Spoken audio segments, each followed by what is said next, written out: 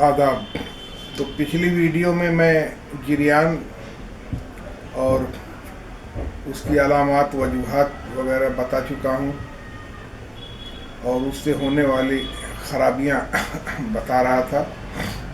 तो जो बच गई वो अभी बता दे रहा हूँ कि गिरियान हो जाने के बाद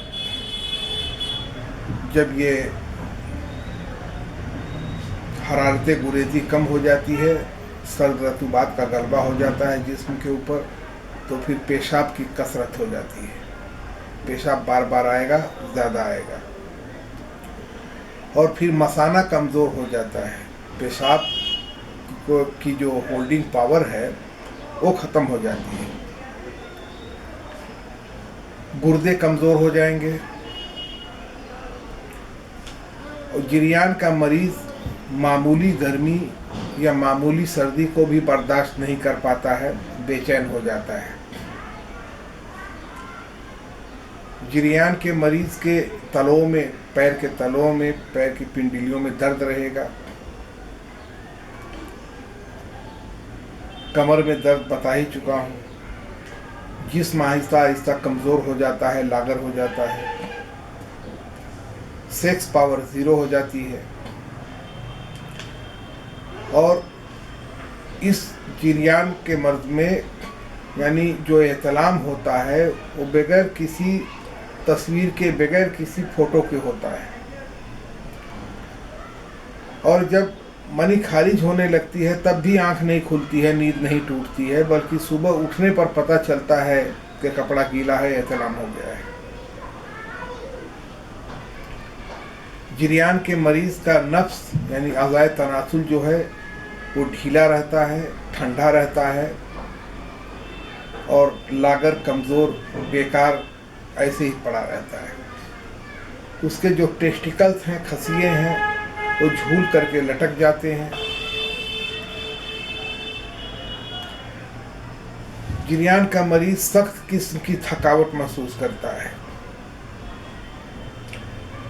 और नसों में उसके हमेशा दर्द रहेगा, नसों में बहुत ज़्यादा कमज़ोरी महसूस करेगा। कोई सामान उठाना, हाथ पैर चलाना उसको बहुत तकलीफ़ होगी। हाथ की हथेली में और पैर के तलों में बहुत जलन महसूस होगी।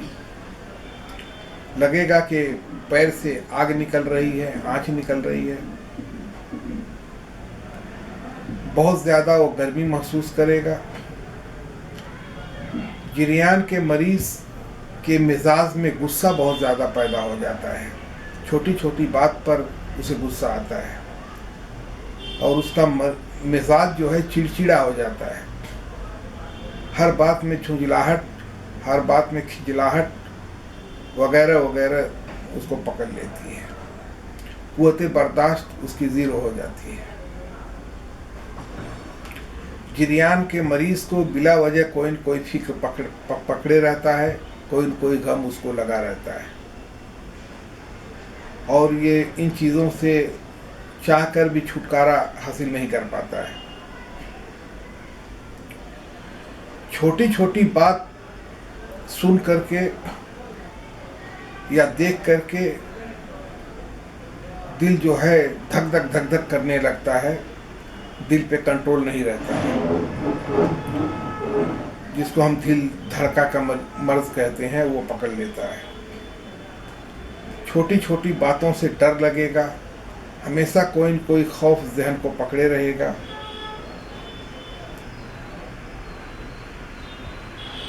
और बातचीत जो है वो नागवार गुजरती है। मायूसी, नाउम्मीदी उसके जहन पर गालिब आ जाती है और उसके ख्यालात हमेशा परेशान रहते हैं। जो भी थॉट्स आएंगे वो इर्रेगुलर होंगे और उनमें कंसिस्टेंसी नहीं होगी और परेशान करने वाले ख्याल रहेंगे, पॉजिटिव नहीं। हमेशा निगेटिव ख्याल आएंगे, कोई नुकसान हो गया, कोई बात हो गई, कोई बात बिगड़ गई वगैरह वगैरह। कभी भी पॉजिटिव थिंकिंग इस मर्ज में नहीं होती है।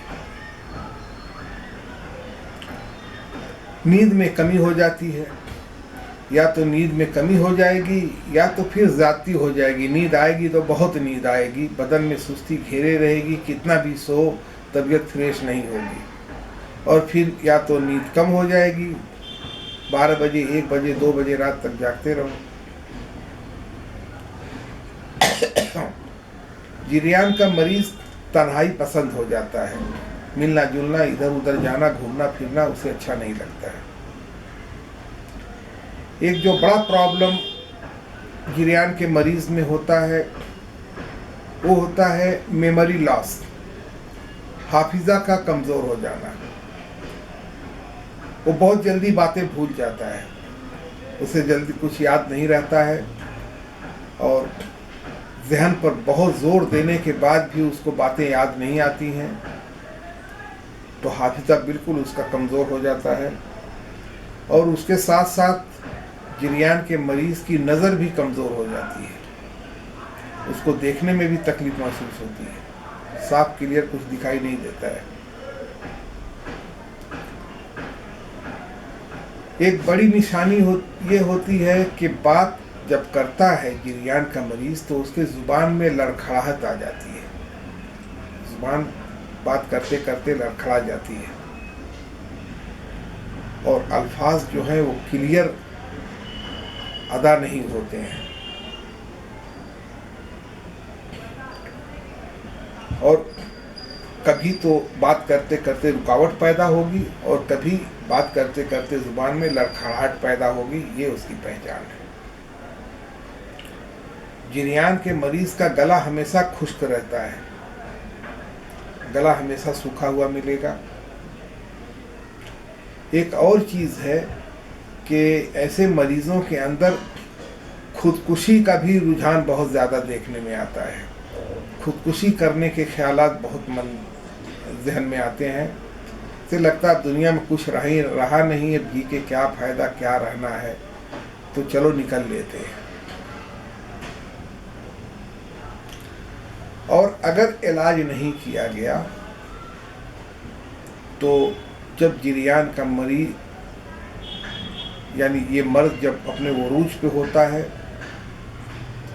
तो जिरयान के मरीज को कोई न कोई मुहलिक मर्ज लाहक हो जाता है, कोई न कोई बड़ी बीमारी पकड़ लेती है।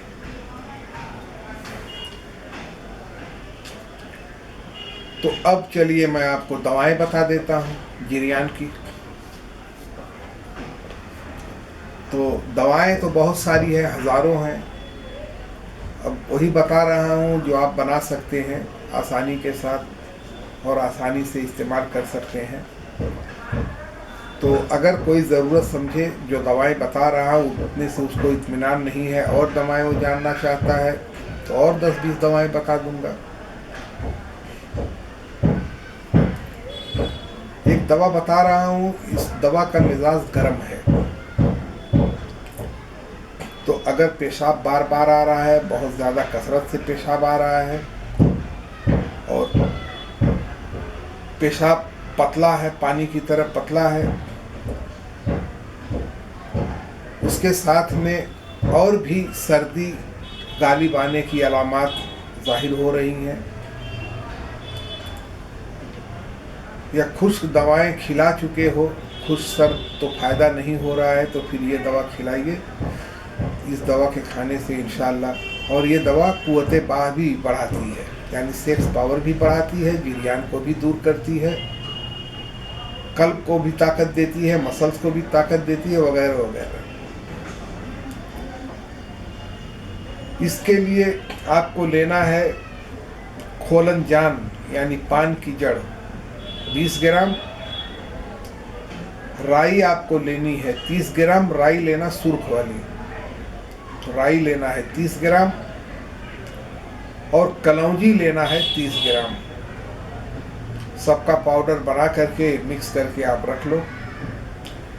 इसकी खुराक है 2 ग्राम से लेकर के 4 ग्राम तक, उम्र और जिस्मानी सेहत देख करके। सुबह में जब आप चाय पीते हैं तो उस चाय के साथ भी इसको ले सकते हैं, मगर वो चाय कम से कम 1 कप हो, यानी तकरीबन आधा गिलास से ज़्यादा हो। और अगर आप चाय नहीं पीते हैं तो फिर 1 गिलास दूध के साथ दिन में 2 बार, सुबह निहार मुंह ब्रश करने के बाद और शाम को खाली पेट, यानी रात का खाना खाने से 2 घंटा पहले।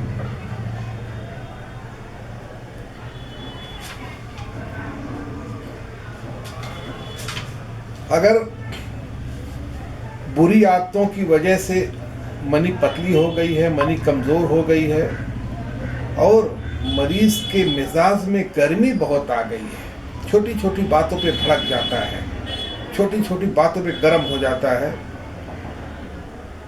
इसके अलावा उसको गर्मी भी बहुत ज़्यादा महसूस होती है, तो ऐसे मरीज के लिए एक कामयाब दवा बता दे रहा हूँ। इसके लिए आपको लेना है बबूल का गोंद कतीरा, मूसली सफ़ेद, मूसली स्याह, सालब मिस्री, तुख्म खिरफा यानी बथुआ का बीज, धनिया सूखी,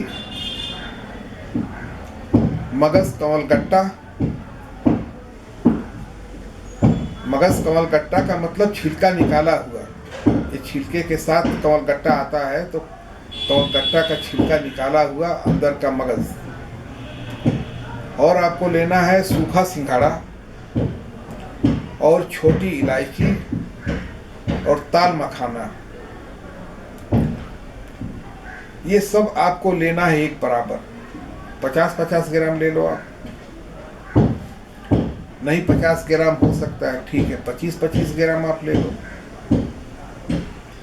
और अगर आपको सूखा बरगद का दूध मिलता है, ऑनलाइन मिलता है, मैं तो ऑनलाइन मंगाता हूँ, तो बरगद का दूध सूखा हुआ, अगर आप दूसरे सामान 25-25 ग्राम ले रहे हैं तो 10 ग्राम बरगद का सूखा हुआ दूध डालना है। अगर 50-50 ग्राम ले रहे हैं तो फिर 20 ग्राम डालना है। तो सूखा हुआ दूध बरगद का आप डाल लीजिए, सबको मिक्स करिए, मिक्स करके आप रख लीजिए।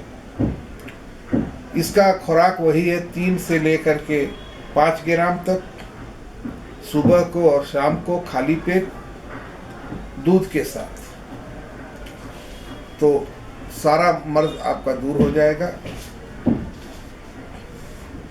चलिए एक दूसरी दवा भी बता देता हूँ। ये दवा निहायत सस्ती है, आसान है और भरोसे वाली दवा है, हर जगह मिल जाएगी आपको। इसके लिए लेना है आपको सतावर, हिंदी में शतावरी बोलते हैं, तो सतावर लेना है 50 ग्राम और संग जराहत लेना है 50 ग्राम और मिश्री लेना है 100 ग्राम। सबको पाउडर बना करके रख लीजिए। तो एक क्वांटिटी मैंने बता दी है, आप ज़्यादा भी बना सकते हैं। इसकी खुराक है 10 ग्राम सुबह, 10 ग्राम शाम को, खाली पेट गाय के दूध के साथ।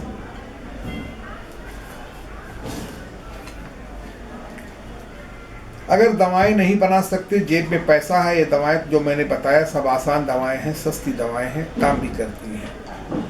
तो अगर जेब में पैसा है, पैसे का प्रॉब्लम नहीं है, तो बनाने की ज़रूरत नहीं है। आप ले लीजिए माजून फलास्फा। माजून फलास्फा आप ले लिए 200 ग्राम और माजून नुकरा आप ले लीजिए 200 ग्राम। अगर 200 ग्राम का पैक नहीं मिलता है तो 250 ग्राम का ले लीजिए, लेकिन दोनों बराबर वजन होना चाहिए। दोनों को लेकर के एक साथ खूब अच्छी तरह से मिक्स कर लो, आप मिक्स करके रख लो। इसकी खुराक है 2 से 3 ग्राम, वही सुबह शाम खाली पेट दोनों वक्त दूध के साथ। दूध नहीं है तो पानी से भी खा सकते हैं, लेकिन गाय का दूध मिल जाए तो अच्छा है। ये आपके ज़कावत हिस्स को भी दूर करेगी, गिरियान को भी दूर करेगी, मनी को गलीस कर देती है, यानी मनी को गाढ़ा कर देती है। और अज़ाए रईसा को भी ताकत देती है और हाजमा पर असरअंदाज नहीं होती। बाकी जो दवाएं होती हैं जितनी मनी को गाढ़ा करने वाली, तो इनका मिजाज चूँकि खुश्क सर्द होता है, तो खुश्की सर्दी की वजह से ये दवाएं कब्ज़ करती हैं, जल्दी हज़म नहीं होती हैं, मैदे पर बोझ बन जाती हैं। लेकिन ये जो बताया हूँ दोनों माजून, तो इनका मैदे को बजाय नुकसान के इनसे फ़ायदा होता है। अगर ज़कावत हिस्स, चूँकि ये ज़कावत हिस्स की दवा नहीं है, अगर ज़कावत हिस्स अपने उरूज पे है, बहुत ज़्यादा महसूस हो रही है, तो ज़कावत हिस्स की जो दवाएं मैं बता चुका हूँ वो करना है।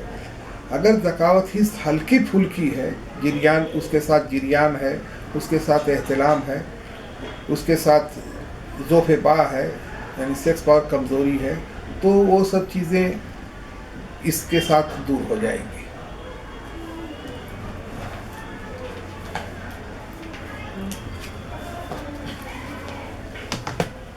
एक दवा और बता देता हूँ।